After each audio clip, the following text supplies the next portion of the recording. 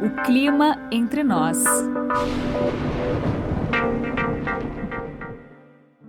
Nosso planeta Terra não é mas várias terras conectadas, interdependentes. Uma terra que é parte sólida, líquida, gasosa, que se autorregula, mas que já sofreu tantas interferências humanas tão profundas e prolongadas que está começando a perder a autossustentação em alguns aspectos. No fim de 2020, pela primeira vez na história da humanidade, a massa de objetos criados pelo homem superou a biomassa viva. Nossa Terra se modifica continuamente, mas sua atmosfera está se aquecendo tão perigosamente que já se torna uma ameaça à sua própria vida. Conheça agora as várias terras nos seus diferentes aspectos, na visão de um meteorologista, um astrofísico, um geólogo e um oceanógrafo. O cobertor de CO2 está aumentando novamente, e isso é um problema para a saúde da atmosfera do planeta Terra. O planeta Terra na visão de Pedro Leite Silva Dias. Ele é matemático de formação e sua atuação acadêmica é na área de ciências atmosféricas. Atualmente, Pedro Dias é diretor do Instituto de Astronomia, Geofísica e Ciências Atmosféricas da USP. Para vocês terem uma ideia, a Terra ela foi formada há mais ou menos uns 4,5 bilhões de anos atrás, pela condensação de gases que foram produzidos por aquela enorme explosão que ocorreu no universo há mais ou menos uns 20 bilhões de anos atrás. Essa matéria que estava aí flutuando aí pelo espaço se condensou e formou o Sol, formou os planetas do Sistema Solar, incluindo aqui a nossa casa.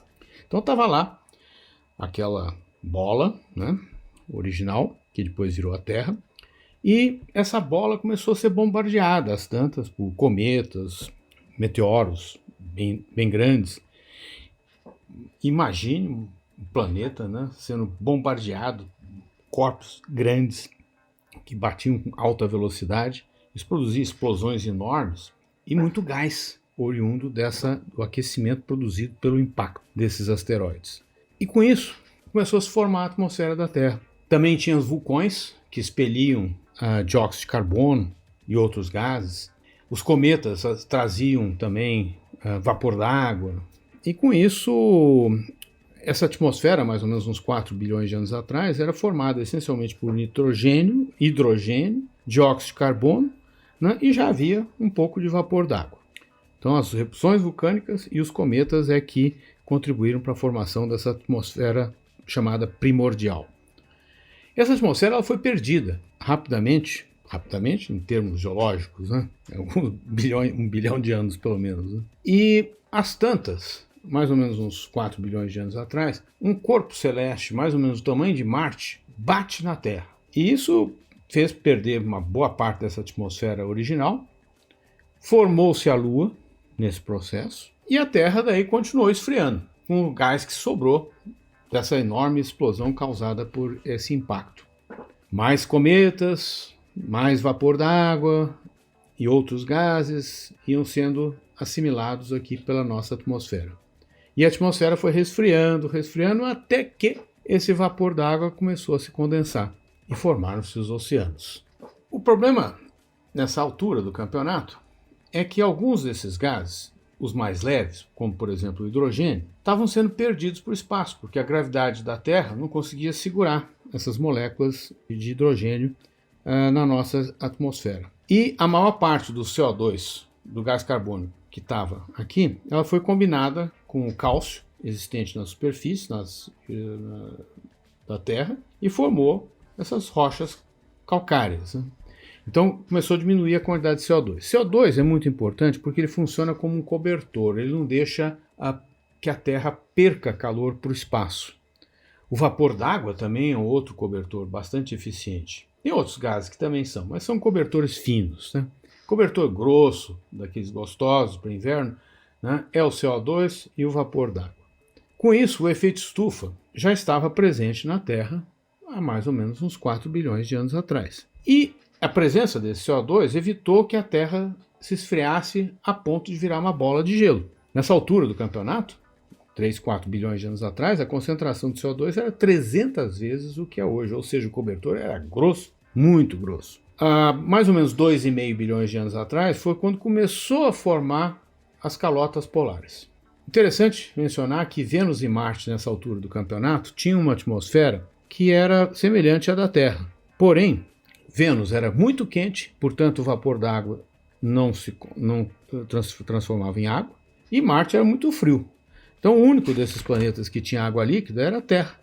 E nessas explosões, dos choques dos cometas, etc., tinha também já um pouco de oxigênio. Há 2 bilhões de anos atrás, tinha mais ou menos 15%, hoje é em torno de 20%. Mas 15 ainda não é suficiente para uma vida mais complexa, né? Mas a temperatura e a água já era suficiente para ter alguma vida nos oceanos. E esse oxigênio que se formou na nossa atmosfera tem uma origem muito curiosa. Na verdade, tinha vapor d'água, H2O, né? 2 átomos de hidrogênio e 1 átomo de oxigênio. O raio solar, a energia solar batendo nessas moléculas de vapor d'água, quebrava a molécula e sobrava um O, um oxigênio livre. Esse oxigênio livre combinava com outro, virava o O2, que é o oxigênio, mas formou também algo muito importante, o ozônio, que são 3 moléculas, 3 átomos de oxigênio que se juntam. E esse ozônio foi fundamental para bloquear a entrada de ultravioleta na atmosfera. E foi isso que fez a tremenda explosão da vida nos oceanos e depois na superfície terrestre. Então, vejam só, a existência do CO2 é fundamental para ter a temperatura num nível adequado, para segurar o calor, para a Terra não resfriar a ponto de virar uma bola de gelo. O ozônio, que foi formado pela quebra do vapor d'água em função dos raios solares, para viabilizar a vida, porque o ultravioleta impede totalmente a formação da vida, e o ultravioleta vem do Sol. E com isso foi possível formar a vegetação, a vida animal, a fotossíntese na vegetação, aumentou a concentração de O2, e com isso você consegue ter vida mais complexa, né? E veio esse espetáculo que virou a nossa casa. E a vegetação acabou também aumentando bastante a concentração de CO2, de forma a evitar o resfriamento, né? Ou seja, voltou a engrossar o cobertor. Tinha uma quantidade enorme de vegetação, mais ou menos uns 100 milhões de anos atrás, né? Época dos dinossauros, aquelas vidas, bichos grandes, né? E nesta altura do campeonato, também teve alguns revertérios, né? Também cometas, etc. E aí tornou a vida dos dinossauros meio complicada, né? Mudou muito o clima da Terra, isso mais ou menos uns 60, 70 milhões de anos atrás. E toda aquela vegetação apodreceu e acabou virando o quê? Virou o petróleo que hoje está aí, né? Só que isso é 70 bilhões de anos atrás, isso está tudo enterrado aqui para baixo da Terra, né? Para baixo da superfície da Terra. E aí a vida vai evoluindo, a Terra vai esfriando, né? Torna-se mais amena, tem as flutuações climáticas, às vezes é mais quente, às vezes mais frio, e chega nos tempos atuais, em que o homem vai lá, tira esse carbono que estava armazenado lá embaixo, quietinho lá, e traz aqui para cima, né? Usa combustível fóssil e volta a aumentar tremendamente a concentração de CO2 na atmosfera. Ou seja, o cobertor passa a ficar mais grosso. E aí cria um problema para a saúde da nossa atmosfera. O homem também produz alguns gases, como os chamados CFCs, que usam spray, né?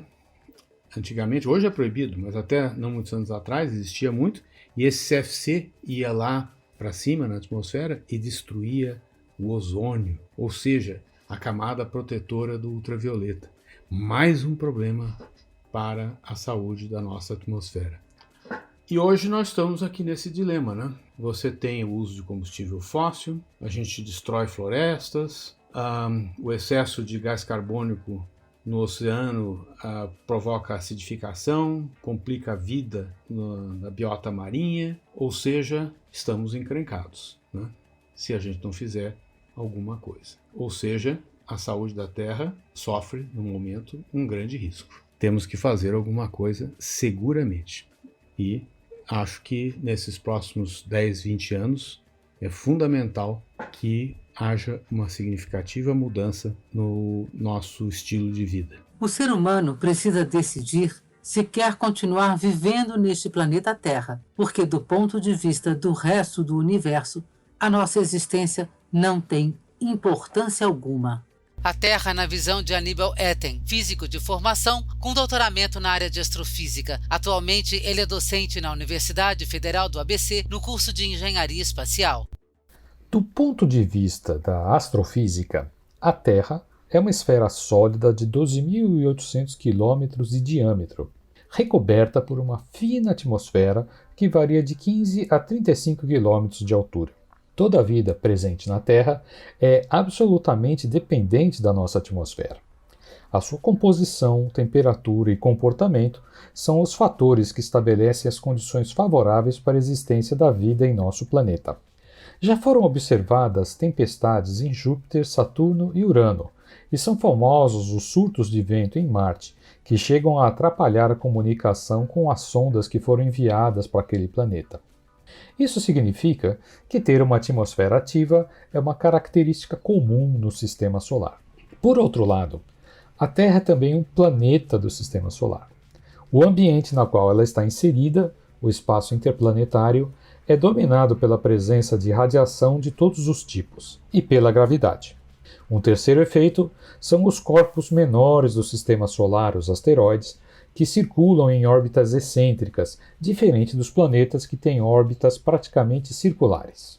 Os efeitos mais importantes da gravidade são, primeiro, o movimento da Terra em torno do Sol, e, em segundo lugar, as marés, cujo principal ator é o nosso satélite natural, a Lua.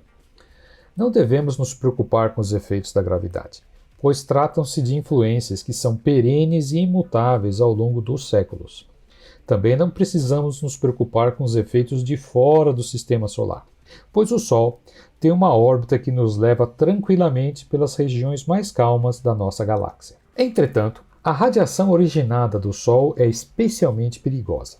Devido a uma combinação favorável entre o campo magnético terrestre e a composição dos gases da atmosfera, estamos protegidos das radiações mais perigosas. As famosas auroras boreais, por exemplo, são o resultado do efeito do campo magnético desviando partículas ionizadas do vento solar.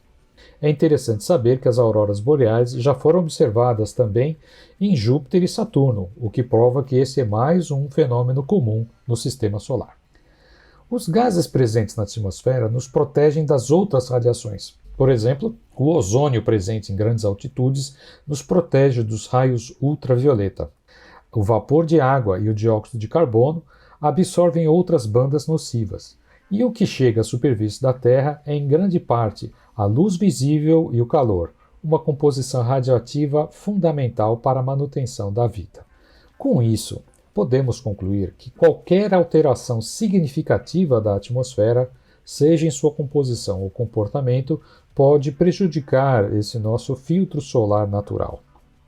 Se elevarmos em excesso a temperatura da atmosfera, o excesso de nuvem gerado bloqueará a passagem da luz, mas deixando ainda entrar o calor. Essa situação, que é conhecida como efeito estufa, é a situação atual de Vênus, cuja temperatura na superfície chega a 460 graus Celsius, que é o suficiente para derreter titânio.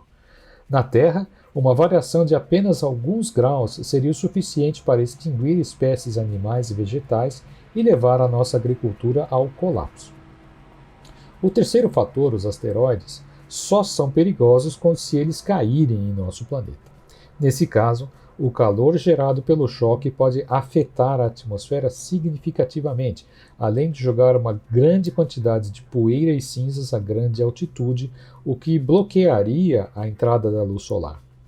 Esse efeito já foi observado a partir de atividades vulcânicas e pode durar anos. O nome que se dá é de inverno vulcânico e teria consequências catastróficas se ocorresse nos dias de hoje. Em março de 1993, por exemplo, foi observado o choque do cometa Schumacher-Levy em Júpiter, o que comprova que esses eventos, de choque com asteroides, têm um potencial de ocorrer em nosso sistema solar. Mas agora, o que é que aconteceria com a Terra em termos astrofísicos se algum desses cataclismos se tornasse realidade? A resposta é nada. Como planeta, a Terra continuaria seu caminho anual em torno do Sol, dando uma volta em torno de si mesma a cada 24 horas. Para o planeta Terra, a atmosfera é irrelevante e a vida sobre ela menos ainda. Então, cabe a nós, os seres humanos que estamos estragando a atmosfera, a responsabilidade agora de decidir se queremos continuar vivendo aqui, pois do ponto de vista do resto do universo, a nossa existência não tem importância alguma. O planeta Terra é, na verdade, o planeta Água. O oceano é uma lâmina, uma casquinha, mas que tem a importante função de fazer a regulação do clima do planeta. A visão do planeta Terra por Ricardo Camargo. Ele é físico de formação, com mestrado em oceanografia e doutoramento em meteorologia. Atualmente, Ricardo Camargo é pesquisador e professor no Departamento de Ciências Atmosféricas da USP. A gente se refere frequentemente ao planeta Água, né? 70% da superfície do planeta coberto pelos oceanos. Então, a gente já faz essa associação logo de cara, né? Quando a gente pensa na participação dos oceanos no sistema climático terrestre, que esse sim é bastante mais complexo, envolve a atmosfera, a hidrosfera, a criosfera, a litosfera e a biosfera, né? A parte da hidrosfera é basicamente os oceanos e os corpos d'água, mas majoritariamente, do ponto de vista do clima, a participação do oceano é fundamental para armazenar calor, né? Transportar calor pelas correntes. Então vamos tentar falar um pouquinho sobre isso agora. Esses componentes do sistema climático, a gente pode até olhar eles como atores na casquinha do planeta, né? Como se fossem ali camadas que interagem entre si. E pensando no oceano e na atmosfera, que eu acho que é uma coisa mais intuitiva, se a gente lembrar do mapa mundi, né? O oceano, a parte mais profunda dos oceanos tem 11 quilômetros, mas a profundidade média é na casa de 4 quilômetros. E se você pegar a bacia do Oceano Pacífico, ela tem mais de 15 mil quilômetros de extensão, né? Seja leste-oeste, seja norte-sul. Então, é uma lâmina, né? Se você comparar a dimensão horizontal com a dimensão vertical, você vê que o oceano é uma lâmina, é uma casquinha. Mas é muito importante, assim como a atmosfera, por conta da incidência dos raios, né? Da radiação solar, por conta da regulação do calor, como eu falei agora há pouco, dos transportes, né? Esses dois fluidos estão se mexendo continuamente porque existe uma incidência desigual de radiação solar e por conta disso existem os movimentos para tentar transportar, para tentar redistribuir, né? Essa energia que incide diferentemente nas latitudes por conta da esfericidade do planeta, tá? Então, tem esse lado, assim, só para embasar o nosso papo, que eu acho que vale muito a pena. Então, de uma maneira, assim, até infantil, né? Se a gente pensar que aquela laminazinha de água lá na casquinha do planeta, né? Que ela é muito mais longa horizontalmente do que espessa, como é que ela pode ter uma capacidade tão grande, né? De regular o clima do planeta como um todo, né? Ao ponto de pensar que anomalias, né? Situações atípicas com relação à temperatura da superfície do mar, por exemplo, faz com que a atmosfera se sinta estimulada, né? De uma maneira diferente do que o normal, e esse estímulo faz com que o oceano acabe forçando a atmosfera em escalas de tempo mais lentas e eventualmente modificando alguns padrões, por exemplo, de precipitação ao longo dos continentes que a gente está acostumado a ver, né? Então, climatologicamente falando. Então, eu estou me referindo a fenômenos de larga escala nos oceanos, como o El Niño, que a gente conhece, já ouviu falar algumas vezes, que tem impactos bastante conhecidos e identificados aqui na precipitação na América do Sul e também em eventos de onda de calor. Então, veja, essa casquinha de água ela é capaz de fazer uma diferença grande na regulação do clima, porque justamente existe o aspecto da capacidade térmica da água, né? A água demora para esquentar e demora para esfriar. Isso se deve àquele tal calor específico, né, da água e a capacidade térmica da água. Isso faz então com que, mesmo sendo uma camada fininha, haja uma importância enorme nessa regulação do clima como um todo. Para a gente se referir às outras bacias oceânicas, não somente ao Oceano Pacífico, né, Vale a pena chamar a atenção também de uma outra característica interessante.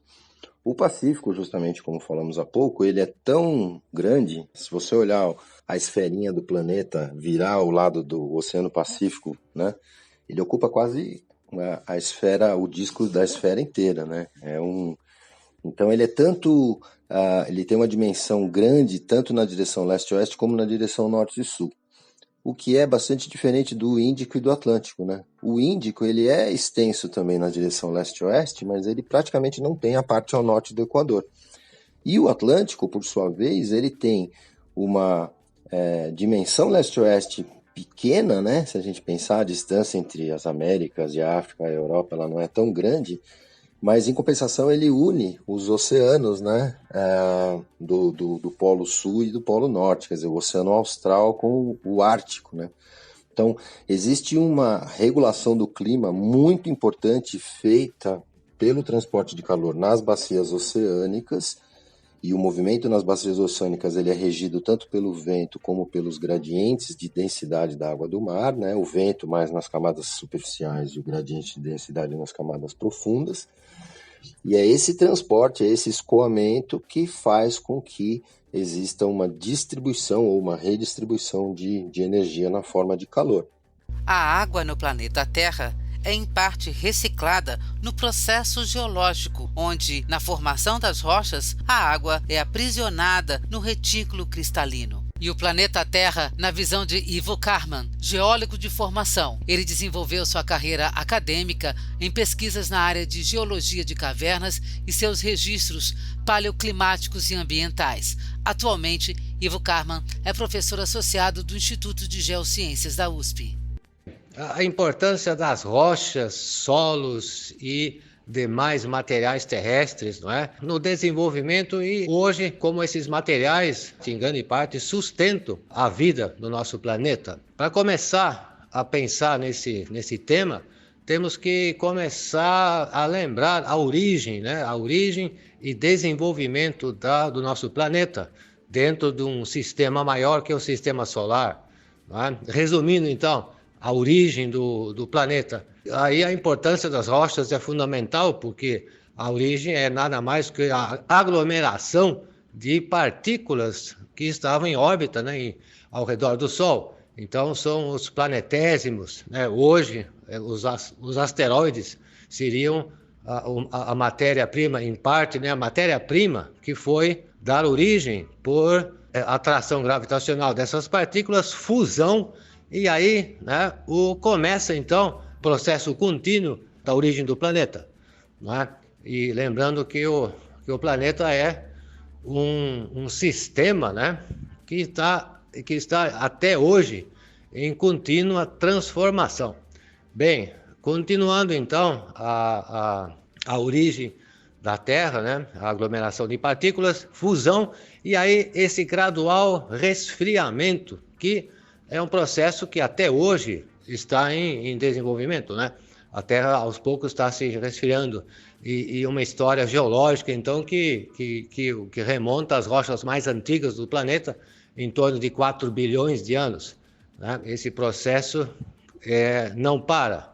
E temos que lembrar que o planeta é um sistema onde materiais e processos são interdependentes. Então, por exemplo, né, a origem da água no nosso planeta, que foi fundamental para o desenvolvimento da vida, não é? Da onde vem essa água? Bem, se as rochas se fundiram, né, os materiais primordiais, né, os planetésimos, os asteroides, essa água vem então, da onde vem? Essa é a primeira pergunta. Qual é o processo que demonstra a formação de água, né?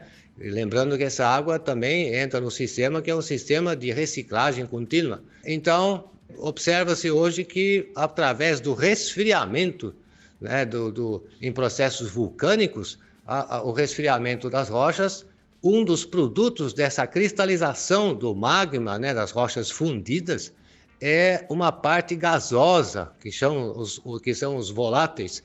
E entre esses voláteis, o composto mais importante é a água, né? A água, CO2, SO2 e outros gases. Então nós temos aí, né, um processo gerador de água. E essa água ela estava presa, né, nas moléculas das rochas. Então, a água ela é, em parte, reciclada, né, num processo geológico, onde, na formação das rochas, a água é aprisionada no retículo cristalino. E, após a fusão e cristalização, essa água é liberada, não é? Além disso, nós temos contribuição extraterrestre dos cometas que colidiram sobre a Terra, trazendo também gelo, né? Vocês sabem que os cometas, em grande parte, são formados por gelo. Muito bem, olha só. Então, a importância das rochas começa desde a origem e, né, até hoje. Nós temos a produção de água através de processos geológicos, né, da cristalização, resfriamento da lava, né, em processos vulcânicos. Então, o planeta é um sistema onde esses processos são interdependentes, não é? A formação de rochas, transformação das rochas, exposição das rochas, e aí vem um processo fundamental, né? A origem dos solos.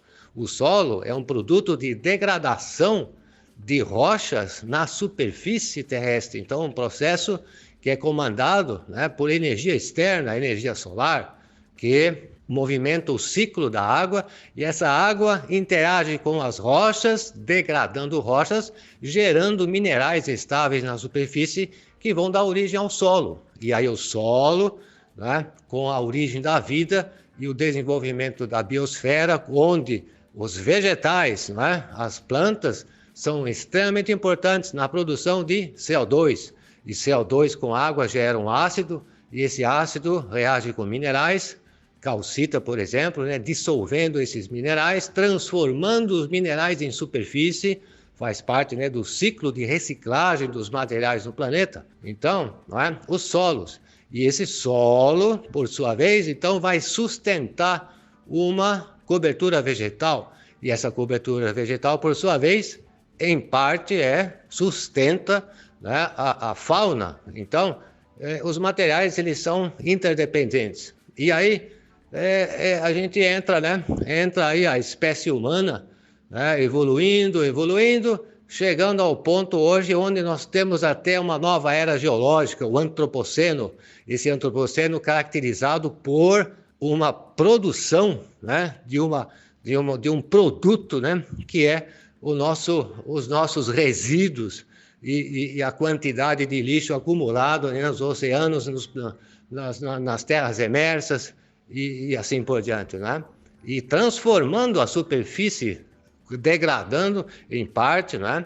E aí nós vamos chegar nesse ponto atual, onde nós temos também uma produção excessiva de CO2, além da produção dos vegetais, né? Os vegetais, a fotossíntese, que vai consumir o CO2, né? Por sua vez, a queima dos combustíveis aí produzindo essa quantidade enorme de CO2, alterando, né, a nossa atmosfera. Lembrando bem, né, a origem da atmosfera, isso faz parte, né, do processo de desenvolvimento do planeta. E essa atmosfera que nos protege, né, de raios cósmicos e partículas, ela é extremamente importante em manter a nossa atmosfera, né? Vida em Marte, que perdeu o campo magnético e aí, né, perdeu em grande parte a sua atmosfera, né, os gases, sabe, da atmosfera. E então o campo magnético, que é também um produto, né, da dinâmica interna da Terra, né, se esse dínamo, se esse ímã interno da Terra parar de funcionar, nós vamos perder a atmosfera e provavelmente chegar num quadro parecido a Marte. Então, nós temos que sempre, quando a gente observa a superfície da Terra e tem até acesso a porções do interior da Terra, lembrar que a Terra é um sistema em contínua transformação, não é? E, portanto, a nossa presença aqui, a presença da espécie humana, ela precisa, né, respeitar e tentar se integrar nesse grande ciclo de transformação dos materiais do nosso sistema Terra. Eu acho que com isso a gente pode começar a refletir e a entender um pouquinho melhor, né, o nosso papel aqui, a nossa presença e como a gente pode contribuir para não alterar demais esse ciclo de materiais do nosso sistema Terra.